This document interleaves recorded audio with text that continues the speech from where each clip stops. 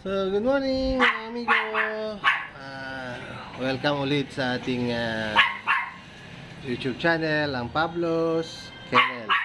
So, nandito tayo ngayon. Inayos natin yung ating kennel. Siyempre, everyday yan, every morning, naglilinis tayo. So, ito na. So, hello. Ito yung ating French Bulldog, si Dali. So, yung mata niya, yan yung na-aksidente nung ating Jack Russell. So, masyado kasi itong dominante o nilabanan siya nung Jack Russell. Away sila. Hindi naman siya sadya, tinamaan yung mata. So, ito naman si Lara. So, si Lara, alis na yan. Baka pupunta siya ng Baguio. So, katiwala natin dun sa ating kaibigan kasi talagang mag-concentrate kasi kami, alisin na namin yung mga French Bulldog dito sa ating kennel. So baka itong si Dali na lang ang iwan. Ito yung pangate na tinatawag. So ang maano nyo na lang dito sa kennel natin is yan yung ating mga corgi. Ayan nandun na sila sa yung ating mga corgi nandun na sa isang room. So yan kasi talaga ang kanilang pinupuntahan kapag gayang umuulan. So andyan sila nakatambay. Ayusin ko yan maya. So Pomeranian tsaka Chihuahua. So yan may iwan dito sa ating kennel. So itong French Bulldog, ito lang nag-iisang maiiwan na French Bulldog dito, si Daddy. Kasi talagang body natin to si Basti. Yan, ito kasi ngayon yung Alpha Dog. Tapos yan. Silang dalawa kasi parehas silang male. Sila yung parehas Alpha. Nagagawa ng Alpha pero hindi natin sila pinagsasama. Dahil syempre, malaki si Basti, maliit si Uno. So, stay tuned lang kayo dito sa ating YouTube channel. Ito na tayo, tatapos na tayo maglinis. Pero hindi pa ito yung talagang linis na gagawin natin. Kanina kasi, ang plano sana namin is mag-walk kasama nila Tris at ni Boo. Kaya lang, umulan. Hindi kami natuloy. Ay, anong sinisilip mo dyan? Ha? So ito si pinakawalan na natin. Ayan si Lara. So si Lara akit na yan ng Baguio by Friday. So aalis na yan dito.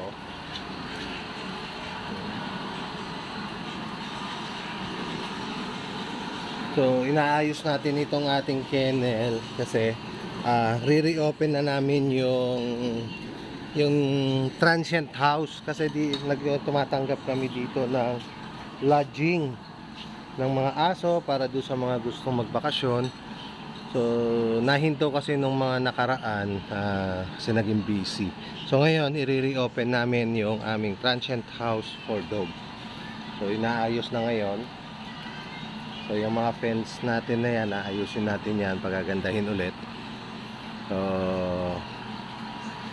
para yung ating mga client, kasi marami nagtatanong sa atin regarding sa transient house for dog.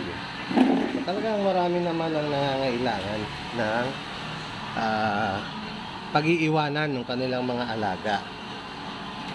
At yun ang isa nating tumatanggap tayo. At dito sa aming transient house, naiiwasan yung magkaroon ng anxiety yung aso. Bakit? Dahil dito sa mga alaga nating aso, so parang sila yung nagiging tagatanggal ng anxiety. So, ngayon, yun ang isa pang silbi niyan, yung purpose kung bakit tayo may mga kulungan ng aso dyan. So kasi pagdating ng magbo-board ng aso nila, dyan muna namin inilalagay kasi hindi pwedeng agad-agad isasama natin dito sa pack, mag-aawayin yun. So nandyan muna sila for about mga 3 to 5 hours. Diyan muna hanggang sa maging kalmado na sila kapag pumasok na sila dito sa transient house. So, yan yung purpose pa niyan. Aside doon sa kapag may nag-hit, kinukulong namin yung lalaki. So, yun pa. Pang ano yan? Pang, ano ba tawag dyan? Pang-relax nung mga aso na iboboard dito sa ating transient house. Ang pangalan ng transient house, Barkens Transient House for Dogs. Kung makikita nyo yung FB page, so bubuhayin natin ulit yan. Magre-reopen tayo para dun sa mga dog lover na gusto magbakasyon pero hindi nila alam kung paano nila iiwan yung kanilang alaga. So dito sa Barkens, dito yan. Tatanggap natin yan. So ito, aayusin na ulit natin ito. So ito kasi ano to dati ito, ginawa ko itong, kaya may mga ano yan. Kaya yan merong mga, mapapansin nyo, may mga tungtungan yan. Kulungan, ano to dito naman yung mga pusa kapag binoboard nila yung pusa. Pero ngayon hindi na tayo tumatanggap ng pusa kasi medyo nakakapagod yung pusa So aso lang. Ito, ayusin natin ito.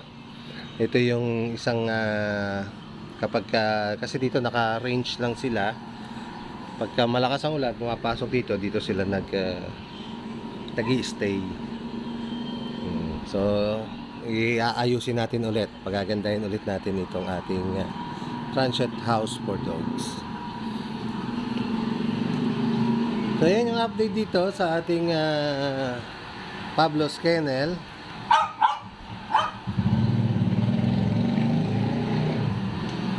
Kaya huwag niyo pong kalimutan muli na mag-subscribe and hit yung ating notification bell at pakisuyo. Like and share din para mapanood din ng ating mga kaibigan na gusto nilang matuto o gusto nilang makakuha ng mga tips para sa pag-aalaga ng aso.